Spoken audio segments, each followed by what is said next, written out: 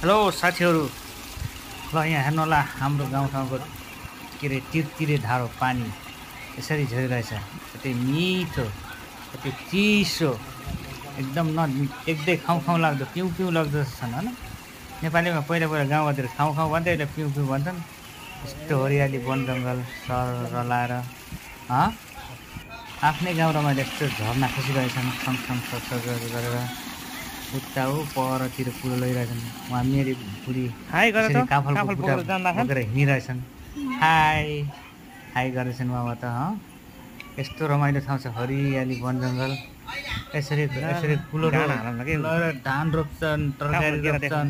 यसरी हरियो वन जङ्गलमा मेरो छोरा यहाँ पछि पछि कराइरहेछ, हिँड्न सकेको छैन भनेर भन्नु नमिल्ने यस्तो रमाइलो ठाउँ छ।